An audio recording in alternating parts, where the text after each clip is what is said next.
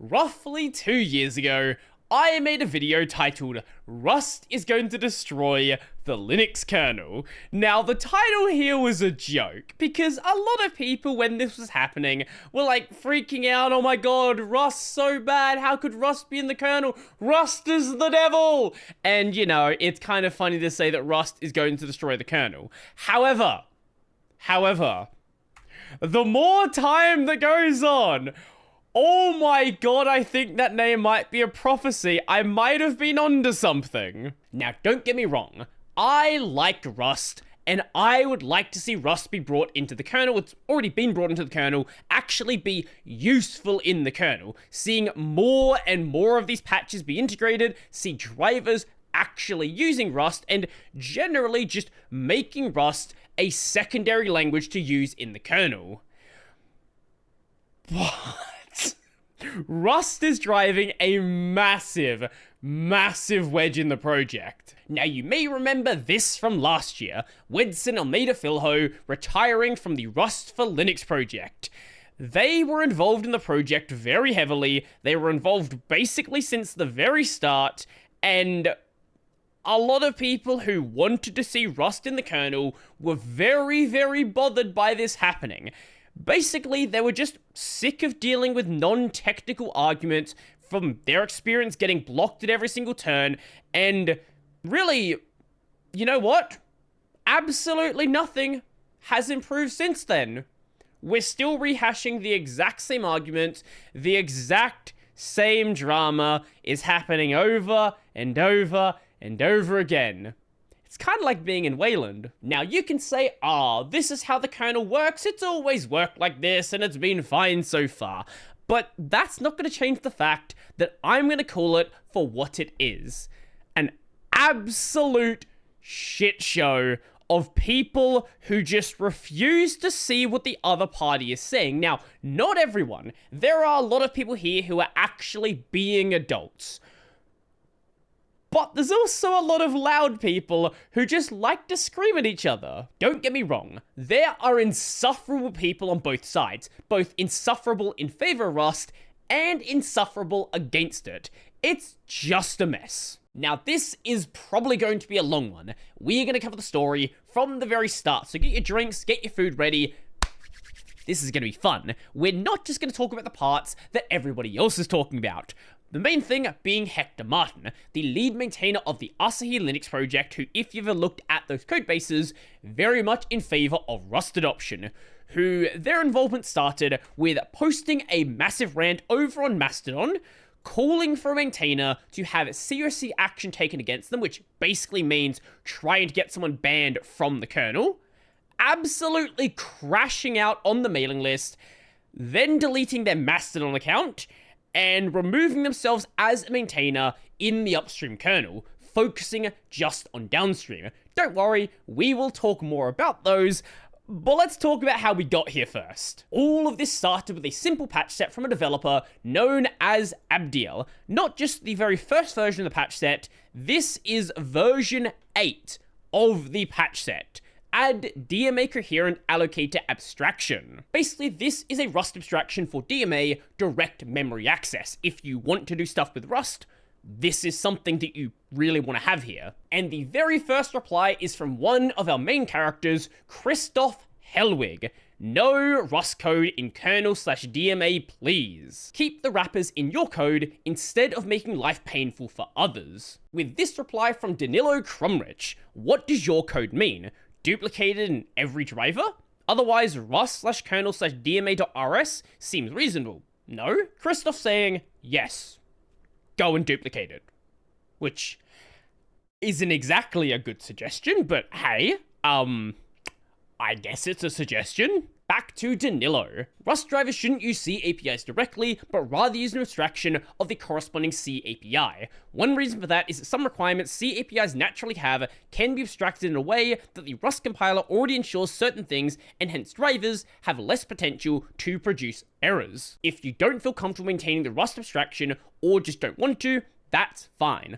I don't think anyone expects you to do that. We can take care of that instead. From your perspective, I think you can just think of the Rust abstraction as a single driver calling into the DMA API. Up until this point, I think it's a good technical discussion. Yes, they're kind of talking past each other a little bit and not really like agreeing on some terms, but you know, it's good enough. Now let's start the fun. From Christoph Hellwig, don't force me to deal with your shiny language of the day. Maintaining multi-language projects is a pain I have no interest in dealing with. If you want to use something that's not C, be that assembly or Rust, you write to C interfaces and deal with the impedance mismatch yourself as far as I'm concerned. Back to Danilo. Again, no one asked you to deal with or maintain this piece of Rust code. This is exactly what we're doing and proposing here, isn't it? We wrote a single piece of Rust code that abstracts the C API for all Rust drivers, which we offer to maintain ourselves. What else are you asking for? Since there hasn't been a reply so far, I assume that we're good with maintaining the DMA Rust abstraction separately, hence the next version of this patch series will have the corresponding maintainer entry. Back to Christoph. No, I'm not good with it. This was an explicit knacked by Christoph Hellwig, and I also do not want another maintainer. If you want to make Linux impossible to maintain due to cross-language codebase, do that in your own driver so that you have to do it instead of spreading this cancer to core subsystems, where this cancer explicitly is a cross-language codebase and not Rust itself, just to escape the Flame War Brigade. Don't worry, people will not read this part, and it will start a flame war anyway. We'll get to that in just a moment. Back to Danilo. I accept that you don't want to be involved with Rust in the kernel, which is why we offered to maintain the Rust abstraction layer for the DMA coherent allocator as a separate component, which it would be anyways, ourselves. Throughout this conversation, I did not see technical arguments or concerns against this, but I did recognize your opposition against Rust in the kernel and cross-language projects. Being a maintainer myself, I think is outside the scope of a maintainer to restrict the usage of a public kernel API for a certain entity arbitrarily and all by personal preference, which, as it appears to me, is the case here. Greg, Linus, I believe this would be on your purview. Now, eventually, Greg and Linus do appear in the thread, but that's not going to be for a little bit. There's still some time to get there. Back to Christoph, which doesn't help me a bit. Every additional bit that another language creeps in drastically reduces the maintainability of the kernel as an integrated project. The only reason Linux managed to survive so long is by not having internal boundaries, and adding another language completely breaks this. You might not like my answer, but I'll do everything I can to stop this. This is not because I hate Rust. While not my favorite language, it's definitely one of the best new ones, and I encourage people to use it for new projects where it fits. I do not want to anywhere near a huge C codebase that I need to maintain. Whilst I do understand this sentiment, it is an absolute dick move to do this on version 8 of the patch set. Why wasn't this done back in, version 2, version 3, version 4? I guarantee you would have seen the patch set by now. Why did you wait so long to knack it? Up until this point, the TLDR is Christoph doesn't want to deal with a dual language codebase. It could be C and C++, C and Perl, C and Python, or like it is now, C and Rust. He does not want to have to deal with that. He feels like that is going to ruin the project.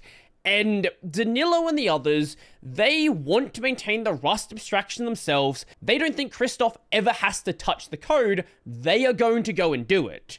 But Christoph doesn't want to accept that somebody else is going to maintain the code. He just doesn't want it to be there full stop. This continued on like that until our next main character joined the thread. Hector Martin. My 2 cents. If Linus doesn't pipe up with an authoritative answer to this thread, Miguel and the other Rust folks should just merge this series once it is reviewed and ready, ignoring Christoph's overt attempt at sabotaging the project. If Linus pulls it, what Christoph says doesn't matter. If Linus doesn't pull it, the Rust Linux project is essentially dead until either Linus or Christoph make a move. Everything else is beating around the bush. Rust folks, please don't waste your time and mental cycle and drama like this. It's not worth your time. Either Linus likes it or he doesn't. Everything else is distractions orchestrated by a subset of saboteur maintainers who are trying to demoralize you until you give up, because they know they're going to be on the losing side of history sooner or later. No amount of sabotage from old entrenched maintainers is going to stop the world from moving towards memory-safe languages. For what it's worth, in my opinion, the cancer comment from Christoph would be enough to qualify for code of conduct action, but I doubt anything of the sort will happen. Now, I do agree with a lot of what Hector is saying here, that a lot of these arguments are really dumb and a waste of time and just... It's not productive to do this. But this is weird, this is cringe, don't do this. Don't call for a maintainer to be banned because you read a comment they made and didn't understand what they were saying, didn't understand the fact that he was saying that if you have two languages in a code base, one of them is going to spread out and become an unmaintainable mess. Just because someone says the word cancer doesn't mean they should be banned. This is something I really wish would stop in the FOSS world, policing the specific words that people say instead of focusing on the argument being made. Like, again, this is as non-productive as the rest of the argument that Rust is never going to happen in the kernel. Now, don't worry, the drama doesn't stop there. Here is a reply from another character, Simona Veta. Yeah, no. Linking to this Mastodon post. Extremely simplified, but if you find yourself in a really broken system, you have two options. Rage quit and try to nuke it from orbit to build something better, derail, sabotage, and maybe improve it from within. You can't do both, because the bridges you need for the second strategy are the same bridges you converted into Plasma with the first. And lucky me, there's a lot of things this applies to right now, giving me way too much plausible deniability. This was about you, because typing a proper answer takes a bit longer. It was also about your toots on Fetty like this. Now, as I said, Hector Martin has gone and deleted their Mastodon. However, archive.org exists. Thinking of literally starting a Linux maintainer hall of shame, not for public consumption, but to help new kernel contributors know what to expect. Every experienced kernel submitter has this in their head. Maybe it should be finally written down. Okay, I literally just started this privately, and the first three names involved are all people named variants on Christ. Maybe there's a pattern here. Religion secretly trying to sabotage the Linux kernel behind the scenes? Edit/S, because apparently some people need it. Back to Simona, and haha, it's only a joke, does not work with your public profile and following. I do understand the frustration and temptation to just burn it all to the ground. Heed the call of the sirens, or maybe, for me, pick up goat farming in the Swiss Alps. Honestly, that sounds pretty good. But you can't have it both and expect to also be a part of and contribute to the same community. And personally, I don't appreciate getting drenched in gasoline while I'm trying to quench flames on the ground. And this isn't the first time or the second. By now, it's a pretty clear pattern over some years. And with the first, I could explain why you react like that, and you had my full understanding. But eventually, that runs a bit thin as an excuse. Now I'm left with the unlikely explanation that you just like thundering in as the cavalry, fashionably late, maximally destructive, because it entertains the masses on Fetty or Reddit or wherever. I have no idea what you're trying to achieve here. I really don't get it, but I am for sure fed up with dealing with the fallout. Just so we're crystal clear, if you ever thought there was something special about a kernel maintainer, wow, they're above us, look at this crazy work they're doing. No. This is just YouTuber drama, basically. If you told me this was an argument between some, like, people in the Minecraft community or, I don't know, the car community or anything else like that, I would believe you. I would completely believe you. Now, this earlier post from Hector was made shortly after this one. Behold, a Linux maintainer openly admitting to attempt to sabotage the entire Rust Linux project, linking to some of the comments from Christoph Hellwig. The good news is this doesn't affect DRM/Asahi, our GPU driver. The bad news is it does affect all the other drivers we're rewriting in Rust, two so far, with a third one coming. Another choice quote calling Rust for Linux cancer. Again, I already went over that. Personally, I would consider this grounds for removal of Christoph from the Linux project on code of conduct violations, but sadly, I doubt much will happen other than draining a lot of people's energy and will to continue the project until Linus says fuck you or something. As to how to move forward, if I were one of the Rust maintainers, I would just merge the patch, which does not touch code formerly maintained by the dissenter. Either Linus takes the pull and whatever Christoph says is irrelevant, or he doesn't, and Rust for Linux dies. Everything else is a waste of everyone's time and energy. And then linking to the email we talked about earlier, the 2 cents that he provided. Now we have another new character joining the sitcom. I'm not even going to call this kernel development anymore. Look, sitcom I think is a lot more accurate. Dave Airley. To back up Simmer here, we don't need grandstanding, brigading, playing to the crowd, streamer drama creation, or any of that in the discussions around this. That's my job. I'm the YouTuber here. You're supposed to be the kernel developers. The RFRL team and DRM maintainer team have this sort of thing in hand. It's not like we don't understand the community of the Linux kernel, and having this first reaction to blow shit up and dramatize it just isn't helpful. Being toxic on the right side of an argument is still toxic. Please try and be better, and maybe take a step back and consider, is what you are posting going to help the discussion or adding pointless drama to it? This led to Hector absolutely crashing out on the mailing list. I'm not going to read all of this. If you want to go and do so, I'll leave it linked down below. Yeah, let's go through some of it though. I'm tired. I'm tired of seeing positive, technically impressive kernel projects blockaded, delayed by maintainers with no technical justification, and at best end up moving along at a glacial pace. I'm tired of seeing important contributors and maintainers give up and throw the towel after enduring repeated misbehavior and hostility towards their efforts from others. I'm tired of getting messages privately and publicly from all kinds of people saying they won't touch the kernel with a 10-foot pole due to the hostility and the Baroque regressive process.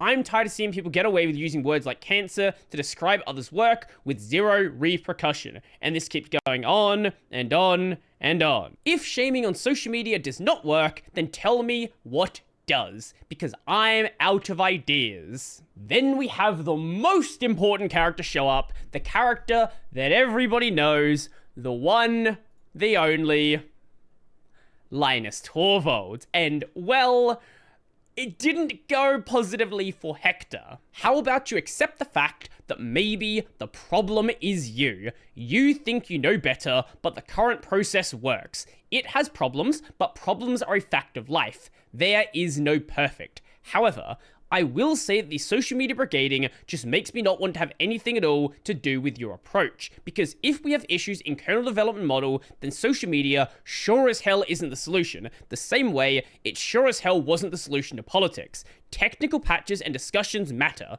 Social media brigading, no thank you. Linus. Honestly, how do you come back from that? What are you supposed to say there? Well, you don't reply to the thread immediately. Instead, you continue doing the same thing in response to Simona. Since we're into complaining about social media posts on the list now, I'm going to link to one of yours. I genuinely think for the Rust Linux project, the process actually does work. There was no way you get this radical a change into a project with 10,000 plus people involved without some serious teething pains. Given that reality, it's been shockingly smooth with no outsized drama aside from what Martin stirred up. A bit slower than I hoped for, but afford me some unrealistic dreaming on that part. We're still on plan A. It's wild. And yeah, you might not agree with the take. You might think it's been much worse than what he's saying here, but there's nothing really that problematic about what he's saying. Back to Hector. An RFRL maintainer quit after multiple rounds of hostility, including some completely unacceptable public comments bordering on downright harassment from Ted So. A situation which was widely publicized, that being the Wedson situation I talked about earlier in the video. If, according to you, that's shockingly smooth with no outsized drama other than what I stirred up, I guess you also missed the whole LWN post about this thread before I posted anything on Fetty. That's how I even found out about this. Then I'm glad I'm disengaging with this community. The Stockholm Syndrome and utter denial is palpable. I thought I could work with you on these issues. I don't know what happened over the past year since we last had a private conversation about this, but clearly you've changed your mind. Thus, as you kindly requested of me in social media, I will now proceed to fuck off. Good luck. Then Hector proceeds to post something else. Oh, and one last thing. I've heard that in whatever backroom conversations you've been having about the situation, there has apparently been a belief, explicit or implicit, that I am in any way employed to work on the Linux kernel. Unlike most people in this thread, I don't enjoy the luxury of a cushy tech job that pays me to deal with this community.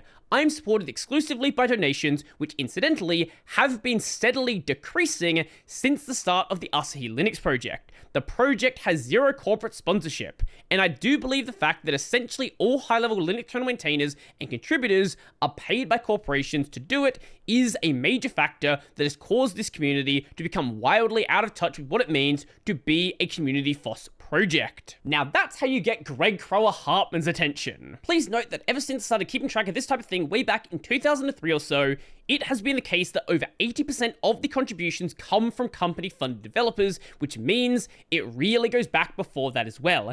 And that's good. It means that we have backing to do this properly from the companies that benefit from it. To not have that would make it much harder for any of this to work properly at all. So don't try to play the "you will work for companies" card. That isn't going to fly, as obviously we all speak for ourselves here, and our companies know that they can't tell us what to do, but they give us insight into the problems that they have with Linux in order for us to help change it to make it better for everyone. Because again, everyone has the same problems, individuals and companies, and so solving it for one group solves it for everyone. Thanks, Greg KH. Now, Simona and Hector have one final exchange. This is Simona's email.